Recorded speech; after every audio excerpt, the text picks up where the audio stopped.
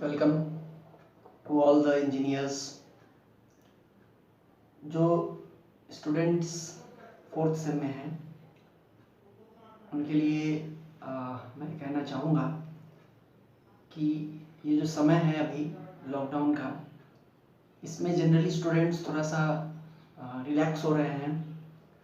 थोड़ा वो मतलब क्योंकि अनसर्टेन है ना कि एग्ज़ाम कब होगा और फिर कंपटीशंस कब होगा, तो थोड़ा सा रिलैक्स हो रहे हैं।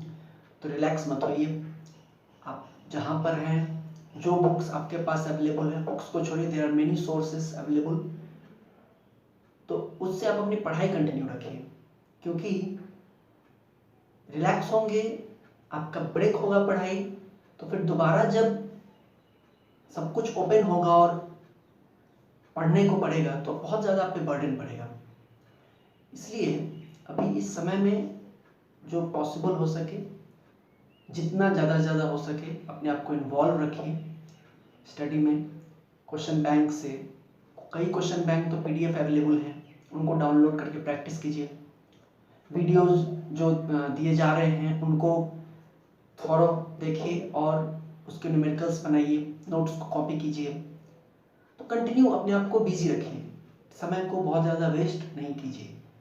अनसर्टेनिटी है ज़रूर, बट सब कुछ सही होगा और जब सब कुछ ओपन होगा तो आपके ऊपर बर्डन आएगा।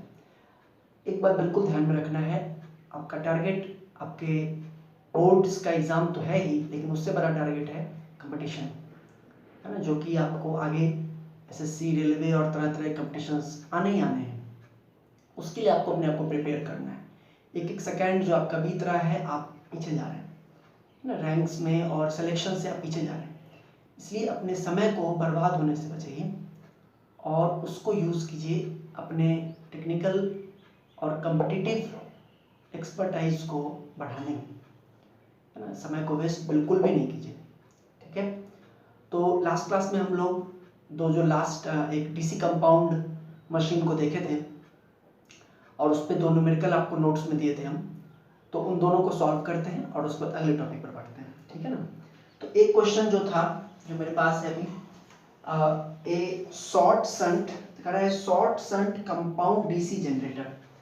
तो इस क्वेश्चन का हम सॉल्यूशन करेंगे। Short shunt compound DC generator, तो सबसे पहले तो कह रहा है कि short shunt compound DC generator, तो सबसे पहले उसका सर्किट बना लें। शॉर्ट शंट के केस में जैसा आपको याद होगा,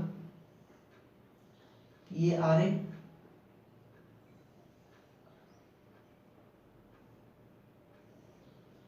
ठीक है, और पैरेलल में शंट। शॉर्ट शंट है तो सीरीज में यहां पर एक सीरीज बाइंडिंग भी होगी, आर एस ई। कंपाउंड है इसलिए शंट सीरीज दोनों होगा, R S E, R S H, R A, E A, B T, I A, I S H, I L, ठीक है ना। ये होता है शॉर्ट शंट। लॉन्ग शंट में ये टर्मिनल निकल के यहां जाता है, ठीक है। तो a short shunt compound DC generator delivers 100 ampere to a load at 250 volt. मतलब जो डिलीवर कर रहा है वो कितना है करंट, यानी आई एल कितना है, 100 एम्पियर एट 250 वोल्ट, मतलब वीटी कितना है, 250 वोल्ट। ये करंट आपको पता चल गया, देख दिया हुआ है, और ये वीटी दिया हुआ है, ठीक है, full stop. The generator has shunt field, series field and armature resistance of 130 ohm, 0.1 ohm and 0.1 ohm respectively. Shunt field RSH हम लोग जानते हैं, जनरली इसका रेजिस्टेंस हाई होता है। यहाँ देखने में भी आ रहा है कि ये है करीब 130 ओम। उसके बाद है सीरीज फील्ड का रेजिस्टेंस कम होता है, यहाँ पर आप देखिए डाटा भी वही है 0.1 ओम, और आर्मेचर वाइंडिंग का भी रेजिस्टेंस कम होता है, और यहाँ पे डाटा भी है 0.1 ओम, ठीक है। Calculate the voltage generated in armature winding, ये आपको निकालने के लिए बोल रहे हैं, है ना। एंड एज्यूम 1 वोल्ट पर ड्रॉप इन ब्रश, प्रत्येक ब्रश में 1 वोल्ट मानिए ड्रॉप, यानी कि टोटल निकालें तो 2 वोल्ट। ठीक है, तो बहुत सिंपल है, सिंपल सा एक इक्वेशन लिखना है और इसका सॉल्यूशन आ जाएगा। कौन सा इक्वेशन? देखिए इस लूप में अगर हम केवीएल लगाएं, हम इसका इक्वेशन आपको लिखा भी चुके हैं। सिंस जनरेटर है तो Vt will be equal to EA, generator है, यहाँ पे वोल्टेज जनरेट होगा, ब्रश में ड्रॉप होगा, आर्मेचर रेजिस्टेंस में ड्रॉप होगा, सीरीज वाइंडिंग में ड्रॉप होगा, उसके बाद Vt मिलेगा। तो Vt equal to EA minus 2 brush का voltage drop minus IARA minus ILRSE, यही होगा। इसमें आपको क्या क्या पता है? Vt पता है, IA नहीं पता है, RA पता है, IL पता है, RAC पता है। This is the thing which we don't know. अगर हमको IA पता चल जाए तो हम Vt में इन सब को ऐड करके EA निकाल सकते हैं। अब IA कैसे निकलेगा, ध्यान से देखिए। देखिए जनरेटर है तो जनरेटर के लिए हम जानते हैं, यहां से दिख भी रहा है कि IA will be equal to IL plus ISH।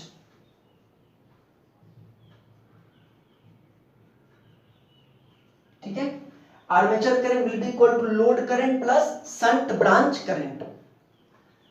तो लोड करंट तो आपको पता है 100 एम्पियर, इस ब्रांच का करंट आपको नहीं पता है। और इस ब्रांच का करंट क्या होगा? अगर हम इस पॉइंट को नाम दें A और इस पॉइंट को नाम दें B, तो क्या हम कह सकते हैं कि ISH is equal to VAB upon RSH। देखिए इस RSH के ये यहां से यहां ये जो है इसके पूरे के पूरे पैरेलल में है RSH। तो A और B के बीच का जो वोल्टेज होगा वही वोल्टेज होगा RSH के क्रॉस। ठीक है ना, यहाँ का जो वोल्टेज होगा वही वोल्टेज इसके क्रॉस होगा, यानी कि जो करंट फ्लो करेगा वो क्या हो जाएगा? VAB upon RSH। ठीक है, और VAB क्या होगा?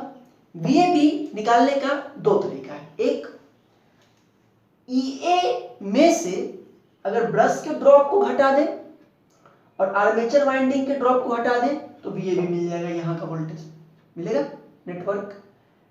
यहां से EA में से अगर ब्रश के ड्रॉप को घटा दें और आर्मेचर वाइंडिंग के ड्रॉप को घटा दें तो मिल जाएगा आपको VAB।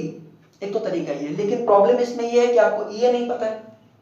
EA पता रहेगा तब ना उसमें से 2 घटाइएगा, फिर IA भी नहीं पता है। तो इस मेथड से तो नहीं निकलेगा। दूसरा एक और मेथड है। देखिए यहां पे जो भी वोल्टेज होगा VAB, उसमें से अगर इसके ड्रॉप को घटाया जाए ILRSE को तो मिलेगा क्या? VT। VAB में से इसके ड्रॉप को घटा देंगे तो मिलेगा ये। या दूसरे शब्दों में ये भी कह सकते हैं, इसमें अगर इसको जोड़ देंगे, इसके ड्रॉप को जोड़ देंगे तो मिल जाएगा VAB। बात समझ आ रही है? ये में से इसको हटाएंगे, ब्रश के ड्रॉप को, आर्मेचर रेजिस्टेंस के ड्रॉप को, तो मिलेगा VAB।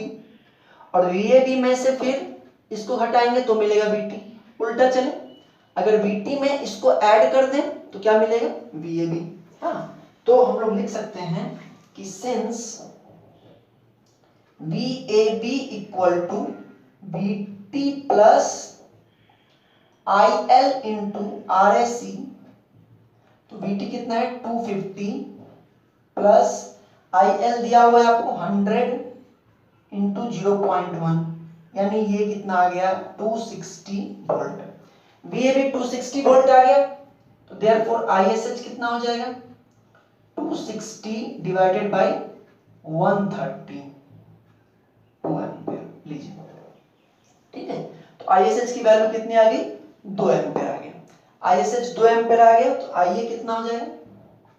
Therefore IA equal to IL plus ISH, यानी 100 प्लस 2 इक्वल टू 102 एम्पियर। अब इसको आप इस इक्वेशन में पुट कर दीजिए। This implies that EA equal to VT। VT कितना है? इसको करेंगे तो EA इक्वल टू ये सब ऐड हो जाएगा ना। VT कितना है? 250 प्लस, देखिए EA निकालना है, ये पूरा इधर आ जाएगा, तो 250 प्लस 2 प्लस IARA मतलब 102 गुना 0.1, ठीक है, प्लस ILRSE, IL है 10, हाँ सॉरी 100 इंटू RSE 0.1। तो ये तो देखने से लग रहा है कि ये हो जाएगा 252 प्लस ये हो जाएगा 10.2 प्लस 10 यानी 272.2 वोल्ट, जिनका भी आया है वेरी गुड, ठीक है। एक क्वेश्चन ये था। नेक्स्ट क्वेश्चन करते हैं second, 1 minute.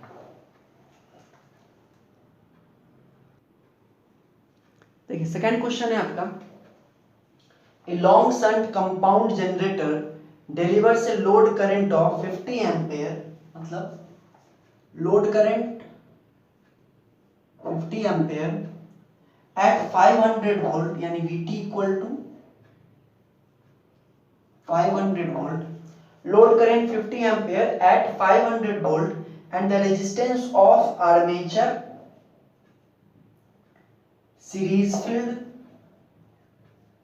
and shunt field are 0.05 ohm, ठीक है, 0.03 ohm and 250 ohm respectively. Calculate the generated EMF, armature current and assume 1 volt drop per brush, ठीक है, बहुत आसान है ना। तो इस क्वेश्चन में भी आपसे क्या बोल रहा है, ये सब डाटा दे दिया है और आपसे ये पूछ रहा है, आइए पूछ रहा है, ठीक है, IL की वैल्यू दे दिया है। तो यहां पर भी देखिए, यहां पर भी अगर हम इक्वेशन लिखें तो जनरेटर है, तो since VT equal to EA minus 2 minus IARA minus IARSE, यही होगा। इसमें से EA में से ब्रश के ड्रॉप को घटाएंगे, आर्मेचर के ड्रॉप को घटाएंगे, सीरीज के ड्रॉप को घटाएंगे, तो मिल जाएगा ये पूरा का पूरा, ठीक है ना। अब VT आपको पता है और ये सब दिया हुआ है, ठीक है, बहुत सिंपल है। यहां पे देखिए VT का वैल्यू दिया हुआ है 500 वोल्ट। अब इसमें कोई दिक्कत नहीं है अगर हमको IA पता चल जाए, तो सिंस IA इक्वल टू क्या होगा, IL प्लस ISH, ठीक है, और IL आपको पता है कितना है 50 एम्पेयर प्लस ISH। अब ISH मतलब फिर से अगर इस पॉइंट को हम नाम दे A, इस पॉइंट को नाम दे B, तो since ISH equal to VAB upon RSH, और VAB क्या है, VT, कोई बीच में कुछ भी नहीं, जो VAB है वही VT है, तो VT equal to VT upon RSH equal to 500 upon RSH, कितना है 250, यानी कि 2 एम्पियर, ठीक है। तो therefore IA equal to IL plus ISH 50 plus 2 52 ampere, ठीक है। तो therefore EA equal to VT कितना है 500 प्लस 2, ठीक है ना, प्लस कॉमन ले ले IA कितना है 52 into RA plus RAC, RA कितना है 0.05 और RSC है 0.03। तो इसको जब आप सॉल्व करेंगे तो वैल्यू लगभग 506.16 वोल्ट है मेरे में, चेक कीजिएगा।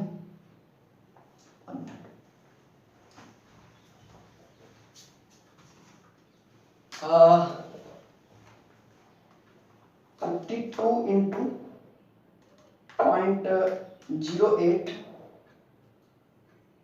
प्लस 502, ठीक है, 506.16 वोल्ट, ठीक है, और आइए तो निकल ही गया आपको 52, ठीक है। तो यहाँ पे आपका ये थोड़ा सा खत्म हुआ, लेकिन अभी और बेटर और अच्छे क्वेश्चंस आएंगे जब हम लोग पढ़ेंगे loss.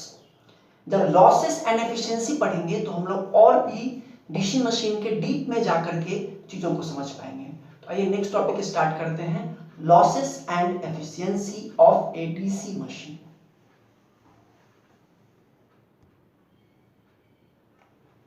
Losses and efficiency of A DC machine. देखिए, डीसी मशीन हो या एसी मशीन हो, ट्रांसफॉर्मर हो, इंडक्शन मशीन, सिंक्रोनस मशीन, कोई भी हो, हर मशीन का लॉस का कैलकुलेशन बहुत इंपॉर्टेंट है, क्योंकि लॉस एक बहुत इंपॉर्टेंट फैक्टर है ना। लॉस के कारण हमको रिक्वायरमेंट से ज्यादा पावर देना पड़ता है। हम लोग सब लोग जानते हैं कि पावर आउटपुट जो होता है वो होता है पावर इनपुट माइनस लॉसेस। जो हम लोग पावर, या ऐसे भी कह सकते हैं कि पावर इनपुट, जो हम लोग पावर देते हैं, equal to power output plus losses, है कि नहीं? ठीक है, या पावर आउटपुट प्लस लॉसेस। जो पावर, जो आउटपुट मतलब कि जो डिजायर्ड है, जैसे कि आपके जो सब स्टेशन है आपके घर के बगल में, उससे आपके घर को सप्लाई आ रही है, आपका बल्ब जल रहा है, फैन चल रहा है, मोटर चल रहा है, तो ये डिजायर्ड है, ये होना चाहिए। लेकिन जो पावर आ रहा है तो ट्रांसमिशन लाइन से आ रहा है, तो उसमें ऑब्वियसली एक I²R लॉस हो रहा है, वो डिजायरेबल नहीं है। लेकिन क्या करें, वो है, उसको हम कम कर सकते हैं, नील नहीं कर सकते हैं, है ना। तो लॉस के कारण क्या है कि हमको कुछ एक्स्ट्रा पावर सेंड करना पड़ता है ताकि जो डिजायर्ड आउटपुट है वो मिल सके। ठीक है, अगर जितना आउटपुट का रिक्वायरमेंट है उतना ही आउटपुट अगर जनरेटिंग एंड से भेजा जाए तो यहां पे उतना नहीं मिल पाएगा, क्योंकि बीच में कुछ लॉसेस हो जाएंगे। तो लॉस का कैलकुलेशन बहुत जरूरी है ताकि हमको ये पता चल सके कि हमको एक्स्ट्रा पावर कितना देना पड़ेगा, है ना। मतलब एक्स्ट्रा पावर कितना देना पड़ेगा। ठीक है, तो इस लिहाज से भी इंपॉर्टेंट है लॉस का कैलकुलेशन। तो ये पूरा का पूरा ये भी जानना, तो लॉस के कैलकुलेशन के लिए ये जानना होगा कि लॉस कहां कहां होता है, कहां कहां लॉसेस हैं। ठीक है, तो इनिशियली लोगों ने ये देखा होगा या किया होगा कि भाई हम पावर चाहिए इतना, हम इतना पावर भेज रहे हैं लेकिन उतना मिल नहीं रहा है, तो लॉस कहां कहां हो रहा है।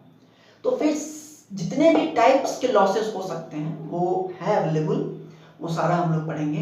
लेकिन पहले आप ये बात, एक चीज आपने समझना है कि लॉसेस का कैलकुलेशन बहुत इंपॉर्टेंट है, क्योंकि लॉसेस से हमको ये पता चलता है कि how much extra power is to be supplied, कितना एक्स्ट्रा पावर देना होगा, एक बात।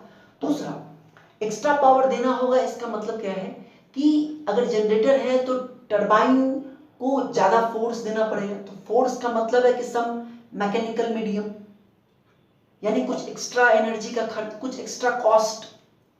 तो लॉसेस जितना ज्यादा होगा किसी भी मशीन में, ऑपरेशनल कॉस्ट आपका उतना ही ज्यादा बढ़ेगा, ऑब्वियसली, है ना। वायर जो हमारे ट्रांसमिशन लाइन में है उसमें जितना ज्यादा लॉस होगा उतना ही ज्यादा वहां पे कोयले की खपत होगी, है कि नहीं। तो यानी कि लॉसेस हमारे पूरे के पूरे सिस्टम के ऑपरेशनल कॉस्ट को बढ़ाते हैं, एक बात। दूसरा बात कि देखिए, एक और बड़ा इंपॉर्टेंट पॉइंट ये है कि जैसे मान लीजिए कि कोई दो मशीन है, machine 1, machine 2, machine 1 and machine 2। दोनों ही मशीन में सेम टाइप का कंडक्टर हम यूज कर रहे हैं, और उस कंडक्टर की जो मैक्सिमम टेम्परेचर की रेंज है, जितना वो मैक्सिमम को बर्दाश्त कर सकता है, वो सपोज 80 डिग्री सेल्सियस है, समथिंग लाइक दिस। ठीक है, इस मशीन से भी हम लोग कुछ लोड को कनेक्ट किए हुए, ठीक है, और इस मशीन से, दोनों जनरेटर है, इस मशीन से भी हम लोग कुछ लोड को कनेक्ट किए हुए, ठीक है, ओके ना। ठीक है, और इस मशीन दोनों में सेम कंडक्टर है, और दोनों से जो मैक्सिमम करंट जा सकता है वो सपोज कि 100 एम्पीयर जा सकता है। ठीक है, मशीन 1, मशीन 2, ये। अब ये भी एक जनरेटर है, ये भी एक जनरेटर है। सपोज कि इस जनरेटर में लॉसेस ज्यादा है in comparison to this. Loss के कई सारे कारण हो सकते हैं, हम लोग पढ़ेंगे अभी। Rotational loss, core loss, ohmic loss, stray load loss, कई सारे कारण हो सकते हैं। तो मान लें कि और जितने भी लॉसेस हैं सबका इफेक्ट होता है in the form of heat. चाहे कोर लॉस है वो भी हीट के फॉर्म में ही आपको ऑब्जर्व होगा, चाहे स्ट्रे लोड लॉस है वो भी हीट के फॉर्म में ही होगा, रोटेशनल लॉस है, फ्रिक्शनल लॉस है, विंडेज लॉस है, सारा का सारा हीट के फॉर्म में ही आपको ऑब्जर्व होगा, हीट के फॉर्म में ही वो बाहर आएगा। तो इस मशीन का लॉस ज्यादा है in comparison to this. 80 degree Celsius maximum temperature जा सकता है। अभी दोनों से मान लीजिए लोड भी हम सेम लगाए हुए, तो इससे भी मान लीजिए अभी जो वायर से करंट है वो 50 एम्पियर है और इससे भी वायर से करंट कितना है 50 एम्पियर है, ठीक है। और एक और बात समझिए, ये 80 डिग्री सेल्सियस क्या है, इस वायर की मैक्सिमम जो ये टेम्परेचर को रेजिस्ट कर सकता है, वायर मशीन के अंदर में है। ये लोड तो है बाहर, लेकिन ये जो पूरा का पूरा पार्ट है ये तो मशीन के अंदर का पार्ट है ना, सॉरी, ठीक है। तो देखिए, और अभी दोनों में 50 एम्पेयर है और कुछ और इस मशीन में लॉसेस इसके कंपैरिजन में ज्यादा है। तो सपोज कि अभी इसका टेम्परेचर 60 डिग्री सेल्सियस है और इसका टेम्परेचर 40 डिग्री सेल्सियस है, ठीक है। अब देखिए जो वायर है उसकी करंट कैरिंग कैपेसिटी तो मैक्सिमम से कम है, इसमें 50 एम्पेयर है, इसमें 50 एम्पेयर है और मैक्सिमम 100 एम्पेयर। तो हम इसको लोड को और बढ़ा सकते हैं, हम यहाँ पर एक और लोड लगा सकते हैं। सपोज ये हमने एक और लोड लगाया, इसमें भी लगाया और इसमें भी लगाया, ठीक है ना।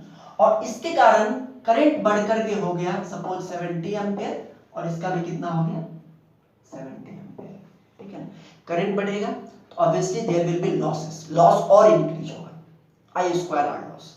और आई स्क्वायर आर लॉस और इंक्रीज होगा तो मशीन के अंदर का जो टेम्परेचर है वो और इंक्रीज होगा। सपोज कि इसका टेम्परेचर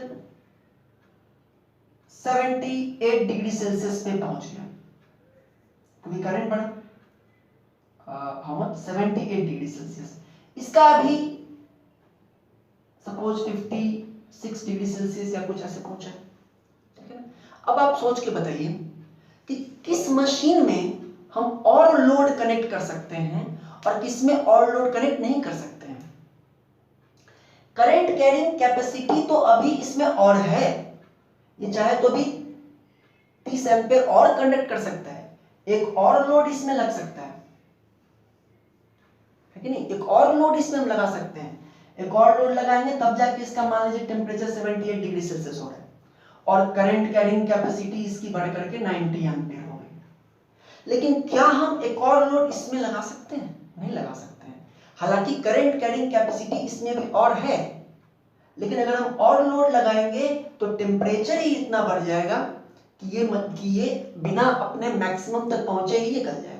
क्योंकि टेम्परेचर बढ़ने के कारण सिर्फ ये आई स्क्वायर आर नहीं है, there are other losses also, core loss, stray load loss, friction loss, जिसके कारण टोटल टेम्परेचर हाई हो रहा है। तो यहां से आप क्या कंक्लूजन निकाल रहे हैं कि जिस मशीन में लॉस ज्यादा होता है उसकी रेटिंग भी कम हो जाती है, वो ज्यादा लोड को सप्लाई भी नहीं दे सकता है। और जिस मशीन के लॉस कम होते हैं उसकी रेटिंग भी ज्यादा रहती है, समझा ना। तो जिस मशीन का लॉस कम है उस मशीन का ऑपरेशनल कॉस्ट भी कम है, और जिस मशीन का लॉस कम है उस मशीन की पावर रेटिंग भी ज्यादा है। सेम मशीन ज्यादा लोड को पावर दे सकता है और ये कम लोड को पावर दे सकता है। इसलिए हर लिहाज से losses are not good for any system, चाहे वो मशीन हो चाहे पावर सिस्टम हो, ठीक है ना। तो लॉसेस को कम करने का हम भरसक प्रयास करते हैं, अप टू ए लिमिट कम करते भी हैं, लेकिन इसको हम लोग नील नहीं कर सकते हैं।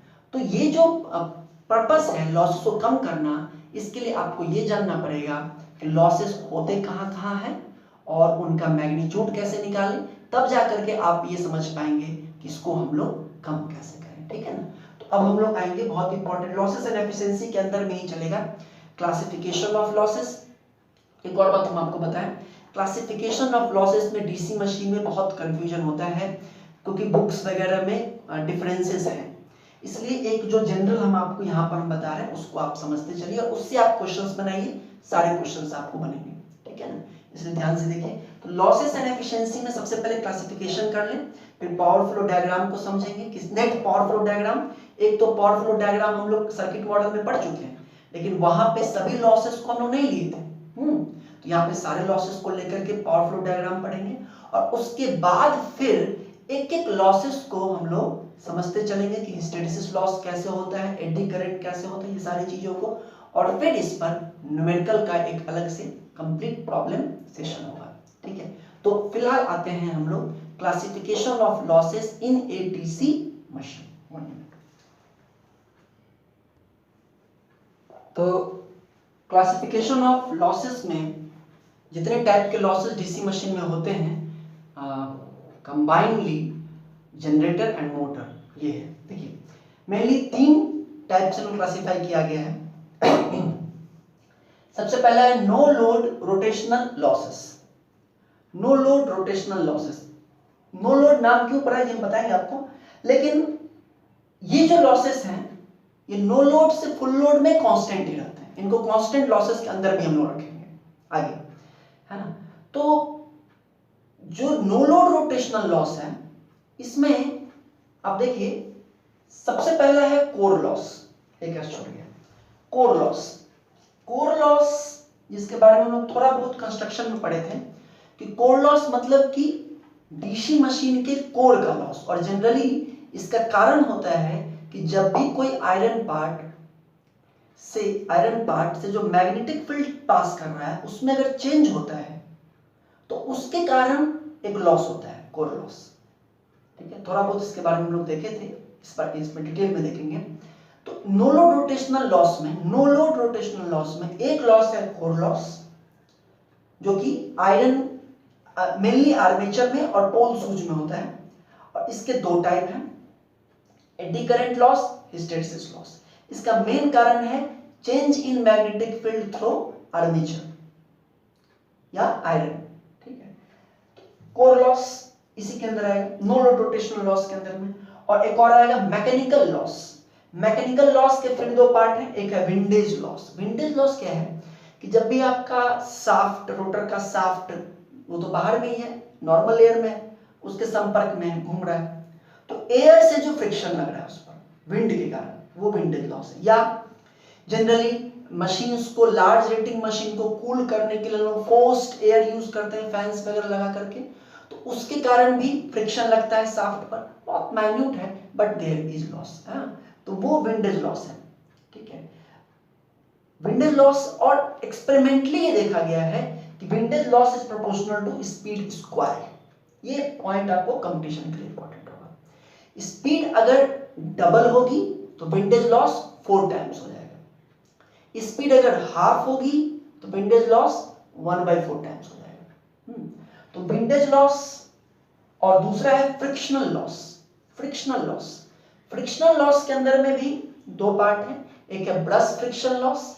ब्रश जो आपके कम्यूटेटर के सरफेस के ऊपर जो ब्रश हमेशा कांटेक्ट में है, तो उस ब्रश के कांटेक्ट के कारण भी फ्रिक्शनल लॉस होता है, वो है ब्रश फ्रिक्शन लॉस, ये भी प्रोपोर्शनल टू स्पीड स्क्वायर है। और दूसरा है बियरिंग फ्रिक्शनल लॉस। बियरिंग, जो बॉल बियरिंग्स लगी हुई हैं आपके शाफ्ट में, जो कि उसके फ्रिक्शन को ही कम करने के लिए लगी हुई हैं, तो वो अगर बॉल्स नहीं होते तब तो और ज्यादा होता। बॉल बेयरिंग करके हमने फ्रिक्शन को और कम किया, लेकिन फिर भी there is some friction loss due to ball bearings, तो वो भी एक लॉस है और वो प्रोपोर्शनल है स्पीड के। इसमें मैं एक बात और आपको कहना चाहेंगे कि अगर मीडियम, नोट्स में लिखा हुआ है, अगर मीडियम स्पीड का मशीन है तो उसका जो बियरिंग फ्रिक्शनल लॉस होता है वो प्रोपोर्शनल होता है 1.5 के, ठीक है ना।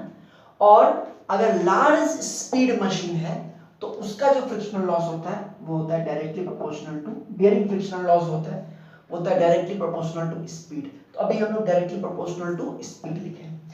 तो ये जो कोर लॉस और मैकेनिकल लॉस, ये दोनों मिलाकर के आपका हुआ नो लोड रोटेशनल लॉस, ध्यान रखना है। उसके बाद जो सेकंड कैटेगरी है वो है ohmic loss, I square R loss. Ohmic loss कहाँ कहाँ होता है? पहला है armature circuit loss, I square R A. Armature circuit में जो लॉसेस हो रहे हैं ओमिक लॉस के रूप में, क्योंकि आर्मेचर में तो कोर लॉस भी होगा लेकिन वो जाएगा रोटेशनल लॉस में, नो लोड रोटेशनल लॉस में। तो आर्मेचर सर्किट लॉस में जो कि आई स्क्वायर आर ए है, इसमें आई ए क्या है? आर्मेचर करंट, और आर ए के अंदर में कई सारी चीजें हैं। आर ए के अंदर में आर्मेचर वाइंडिंग का लॉस, तो आर्मेचर वाइंडिंग रेजिस्टेंस तो है ही, आर ए में आर्मेचर वाइंडिंग रेजिस्टेंस भी है, प्लस जो ब्रश से जो करंट जाता है, तो ब्रश का भी तो अपना कुछ रेजिस्टेंस है, तभी तो उसमें 1 वोल्ट का ड्रॉप लेते हैं। तो ब्रश से जो रेजिस्टेंस है उस रेजिस्टेंस को भी हम लोग इसी में इंक्लूड करते हैं लॉस निकालने में, ओमिक लॉस निकाल। आर्मेचर सर्किट लॉस में आर्मेचर वाइंडिंग का भी रेजिस्टेंस आएगा इस आर ए में, प्लस सीरीज में ही है तो ब्रश का भी रेजिस्टेंस आएगा, प्लस अगर लार्ज रेटिंग का मशीन आप यूज कर रहे हैं और इंटरपोल वाइंडिंग और कंपेंसेटिंग वाइंडिंग को यूज कर रहे हैं, ये सब पढ़ेंगे जब आर्मेचर रिएक्शन पढ़ लेंगे उसके बाद पढ़ेंगे इंटरपोल और कंपेंसेटिंग वाइंडिंग। तो इंटरपोल वाइंडिंग और कंपेंसेटिंग वाइंडिंग भी आर्मेचर के साथ ही सीरीज में होता है, यानी जितना करंट आर्मेचर से जाएगा, ब्रश से जाएगा, वही करंट इंटरपोलर वाइंडिंग से भी जाएगा और कंपेंसेटिंग वाइंडिंग से भी जाएगा। मतलब एक तरह से इंटरपोलर वाइंडिंग और कंपेंसेटिंग वाइंडिंग सब किसमें है? सीरीज में ही है। आर इंटरपोलर हम लोग बनाएंगे common figure, R compensating, R A, कुछ इस तरह से। तो ये R A, brush, compensating winding, interpolar winding सब आपस में सीरीज में है।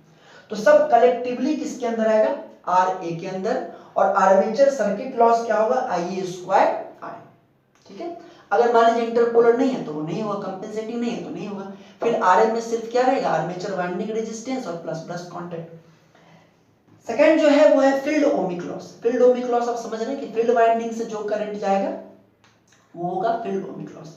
एक और बात हम आपको बताएं कि फील्ड ओमिक लॉस भी एक तरह का कांस्टेंट लॉस है, क्योंकि फील्ड करंट अगर शंट है तो वो तो पैरेलल में होता है, तो फील्ड करंट ऑलमोस्ट कांस्टेंट होता है। अगर सीरीज है तो उसमें फील्ड करंट आई ए के बराबर होता है। करंट चेंज होगा तो आर्मेचर लोड चेंज होगा तो आर्मेचर करंट चेंज होगा तो फील्ड करंट भी चेंज होगा। लेकिन उस वाइंडिंग का, सीरीज वाइंडिंग का रेजिस्टेंस इतना हम कम लेते हैं जानबूझ के ना कि लॉसेस कम हो, इतना कम लेते हैं कि नो लोड से फुल लोड में बहुत ज्यादा डिफरेंस नहीं आता है। इसलिए चाहे कोई भी टाइप का मशीन हो, शंट, सीरीज, कंपाउंड, कोई भी टाइप का हो, उन सब में हम लोग कांस्टेंट लॉसेस जो कहेंगे ना, कांस्टेंट लॉसेस, उन कांस्टेंट लॉसेस में नो लोड रोटेशनल लॉस आएगा यानी कोर लॉस, मैकेनिकल लॉस, और एक और आएगा कौन सा? Field ohmic loss. Field ohmic loss, field winding में जो ओमिक लॉस है वो, तो field ohmic loss, core loss, mechanical loss, या field ohmic loss and no load rotational loss, ये आएंगे कांस्टेंट लॉसेस में। ये इंपॉर्टेंट है from the point of view, आगे जो डिराइव करेंगे हम लोग एफिशिएंसी का, उस पर आप देखेंगे कांस्टेंट वेरिएबल का ये समझना है। तो कांस्टेंट लॉसेस के अंदर में core loss, mechanical loss, field ohmic loss आते हैं। लेकिन टोटल अगर आई स्क्वायर आर लॉस की बात करें तो उसमें तो फील्ड ओमिक लॉस भी आएगा, आई स्क्वायर आर में तो ये भी है, ठीक है ना। और इसके अलावा एक और कैटेगरी है स्ट्रे लोड लॉसेस की। देखिए इन सब के बाद भी देखा गया कि कुछ लॉसेस हो रहे हैं, हालांकि उनका मैग्नीट्यूड बहुत कम है। इनका जो मैग्नीट्यूड है वो टोटल पावर आउटपुट का 1% है। स्ट्रे लोड लॉसेस का टोटल पावर आउटपुट का 1% ही ये स्ट्रे लोड लॉस होता है, लेकिन ये भी है। और इसके अंदर दो है, स्ट्रे लोड कॉपर लॉस, ये होता है कॉम्यूटेशन के कारण, पढ़ेंगे हम लोग कि कॉम्यूटेशन में थोड़ी देर के लिए दो कॉइल शॉर्ट होते हैं, उसमें जो लॉस है वो इसमें आता है। और स्ट्रे लोड कोर लॉस ये क्यों होता है? ये आर्मेचर रिएक्शन के कारण होता है। आर्मेचर रिएक्शन के कारण आपके पोल शू में एक तरफ फील्ड का डेंसिटी ज्यादा हो जाता है ऊपर और इधर पोल के टिप्स पर, और बाकी दो टिप्स पर हल्का रहता है, तो उसके पढ़ेंगे आर्मेचर रिएक्शन में। तो उसके कारण भी एक लॉस है, वो है स्ट्रे लोड कोर लॉस के अंदर में। तो ये तीन ब्रॉड क्लासिफिकेशन है। इसमें हम आपको एक और इम्पोर्टेंट बात बताएं कि जैसे आप कुछ बुक्स देखेंगे पीएस मेमरा या और भी बुक्स, तो उसमें एक और बात करता है, ये क्लासिफिकेशन तो बिल्कुल सही है, इसको आप बिल्कुल समझ के रखिए। दूसरा एक और इंपॉर्टेंट पॉइंट ये कहता है कि कभी कभी रोटेशनल लॉस, ये तो था नो लोड रोटेशनल लॉस, और कंबाइंड रोटेशनल लॉस के अंदर में, रोटेशनल लॉस के अंदर में no load rotational loss plus stray load loss, इसको लेते हैं। पीएच में आप देख लीजिए, कहीं ले लीजिए, क्योंकि ये बहुत कम है तो इसको हम लोग रोटेशनल लॉस के साथ ही इसको रख लेते हैं। मतलब कि टोटल अगर हम रोटेशनल लॉस की बात करें तो उसके अंदर आएगा कौन कौन, no load rotational loss plus stray load loss, ठीक है, और बाकी ओमिक लॉस में फिर ये सब रहेगा, ठीक है। तो हम एक 1 मिनट,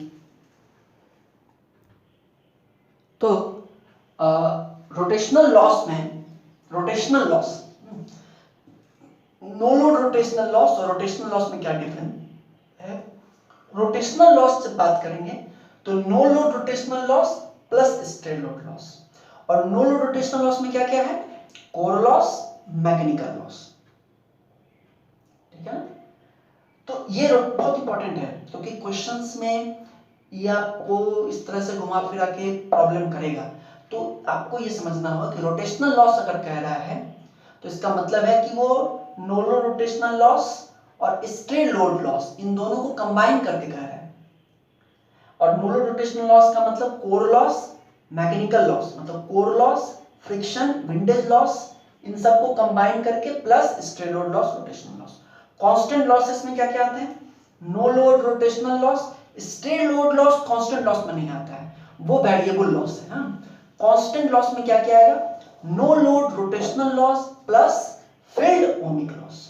कांस्टेंट लॉसेस में कोर लॉस, मैकेनिकल लॉस और फील्ड ओमिक लॉस। और वेरिएबल लॉसेस में मतलब जो लोड के साथ वैरी करे उसमें आएगा आपका armature circuit loss, armature circuit loss plus stray load loss, armature circuit loss plus stray load loss. तो ये आएगा आपको वेरिएबल लॉस के अंदर में, armature circuit loss plus stray load loss, ठीक है। अब देखिए, अब आते हैं एक और इंपॉर्टेंट पॉइंट पे, ये है power flow diagram of DC generator. इसको आप अच्छे से समझ लीजिए और एकदम दिमाग में बैठा लीजिए, क्योंकि पावर लॉस और पावर फ्लो से संबंधित जितने भी क्वेश्चन आएंगे वो सब के सब इसी कंसेप्ट में बनेंगे। देखिए क्या है, ध्यान दीजिएगा, पावर इनपुट और शाफ्ट पावर, जनरेटर है इसलिए पावर इनपुट आएगा शाफ्ट से, उसमें से क्या क्या चीजें हम माइनस करते हैं तो हमको इलेक्ट्रोमैग्नेटिक पावर EAIA मिलता है। क्योंकि हम जानते हैं कि शाफ्ट से हम घुमाएंगे रोटर को, है ना, रोटर को घुमाएंगे, रोटर के ऊपर आपके कंडक्टर्स हैं, कंडक्टर जब मैग्नेटिक फील्ड में घूमेंगे तो उसमें एक EMF इंड्यूस होगा, अगर लोड कनेक्टेड है तो एक करंट फ्लो होगा, मतलब कि रोटर में एक इलेक्ट्रिकल एनर्जी जनरेट होगी, इसको कहते हैं इलेक्ट्रोमैग्नेटिक पावर। लेकिन जो हम इनपुट पावर दे रहे हैं और जो इलेक्ट्रोमैग्नेटिक पावर मिल रहा है उन दोनों में क्या डिफरेंस है, कितना क्या डिफरेंस है, कहां कहां इसके बीच में जो डिफरेंस है वो किस किस लॉस के अंदर जाएगा। तो इनपुट पावर में से ये 3 लॉसेस को घटाने के बाद आपको मिलेगा इलेक्ट्रोमैग्नेटिक पावर। कौन कौन loss, friction and windage loss shaft का, सेकेंड कोर लॉस जो कि रोटर के आर्म में जैसे ही अगर फील्ड आप सप्लाई दिए हुए हैं वैसे भी रेसिडुअल मैग्नेटिज्म के कारण फील्ड रहता ही है, और आप रोटर को जैसे ही घुमाना शुरू करेंगे वैसे उसमें कोर लॉस शुरू हो जाएगा। तो फ्रिक्शन एंड विंडेज लॉस और कोर लॉस दोनों ही हम घटा देंगे इनपुट पावर में से ये सब चला जाएगा, friction windage loss core loss, जो कि कंबाइंड वे में क्या कहलाता है, नो लोड रोटेशनल लॉस। और एक और लॉस को इसमें से हटाते हैं, स्ट्रे लोड लॉसेस को, इनको भी इसमें से हटाएंगे, यानी कंबाइंड रोटेशनल लॉस को हटाएंगे, तब जो पावर मिलेगा वो होगा electromagnetic power EAIA। Use this concept to solve the problems. Input power में से फ्रिक्शन एंड विंडेज लॉस को, कोर लॉस को, स्ट्रे लोड लॉस को, इन तीनों लॉस को हटाएंगे, मतलब कंबाइंड रोटेशनल लॉस को हटाएंगे, तो जो पावर मिलेगा वो होगा EAIA, electromagnetic power generated in armature, और उसमें से फिर आप armature winding loss, ohmic loss, armature winding का ओमिक लॉस, ब्रश के कांटेक्ट लॉस को हटाएंगे जो कि कंबाइंड में क्या कहलाता है, आर्मेचर सर्किट ओमिक लॉस, और उसके साथ साथ फील्ड ओमिक लॉस, इनको भी हटाएंगे, मतलब टोटल ओमिक लॉस को हटाएंगे, तो जो पावर मिलेगा वो होगा power output VT into IL। बात समझ आई? मतलब कि इनपुट पावर में से टोटल रोटेशनल लॉस घटाइए तो मिलेगा EAIA, फिर EAIA में से टोटल ओमिक लॉस घटाइए तो मिलेगा पावर आउटपुट, या पावर आउटपुट में टोटल ओमिक लॉस ऐड करें तो मिलेगा EAIA, और EAIA में टोटल रोटेशनल लॉस ऐड करें तो मिलेगा पावर इनपुट। इसी का जस्ट रिवर्स है power flow diagram of DC motor. अब उसको देखते हैं। तो देखिए power flow diagram of DC motor just reverse है बिल्कुल। यहाँ पे इनपुट पावर होगा इलेक्ट्रिकल, जो कि आप देख रहे हैं पावर इनपुट इलेक्ट्रिकल है, VT into IL, terminal voltage into line current. उसमें से आर्मेचर वाइंडिंग लॉस और ब्रश कांटेक्ट लॉस, इन दोनों को हटा देंगे, मतलब आर्मेचर सर्किट ओमिक लॉस को हटाएंगे और फील्ड ओमिक लॉस को भी हटाएंगे, मतलब टोटल ओमिक लॉस को हटाएंगे, तो जो पावर आएगा वो होगा इलेक्ट्रोमैग्नेटिक पावर EAIA। मतलब सप्लाई में से टोटल ओमिक लॉस को घटा दें तो जो पावर मिलेगा वो मिलेगा इलेक्ट्रोमैग्नेटिक पावर EAIA, और उस इलेक्ट्रोमैग्नेटिक पावर में से core loss, friction and windage loss and stray load loss, मतलब टोटल रोटेशनल लॉस को घटा देंगे तो मिलेगा क्या, शाफ्ट पावर आउटपुट या टोटल आउटपुट। ठीक है, तो अगर हम कहें कि किस, तो यानी शाफ्ट पावर में आउटपुट में अगर आप इस रोटेशनल लॉस को ऐड कर देंगे तो आपको मिलेगा इलेक्ट्रोमैग्नेटिक पावर, और इलेक्ट्रोमैग्नेटिक पावर में फिर अगर हम लोग टोटल ओमिक लॉस को ऐड कर देंगे तो मिलेगा पावर इनपुट। तो ये बहुत इंपॉर्टेंट है, इतने से भी आप न्यूमेरिकल्स बना सकते हैं, इतने कंसेप्ट से भी आप न्यूमेरिकल्स बना सकते हैं, हम लोग बनाएंगे। लेकिन नेक्स्ट क्लास में हम लोग दो जो बहुत इंपॉर्टेंट लॉस हैं, हिस्टेरिसिस और एडी करंट लॉस, उनको देखेंगे और कुछ न्यूमेरिकल्स करेंगे, फिर आगे बढ़ेंगे। ठीक है, थैंक यू वेरी मच, और पढ़ाई करते रहिए, बिल्कुल भी लूज मत होइए, टारगेट बहुत ऊंचा है, आपका मेहनत और आपका कमिटमेंट उससे कम बिल्कुल नहीं होना चाहिए।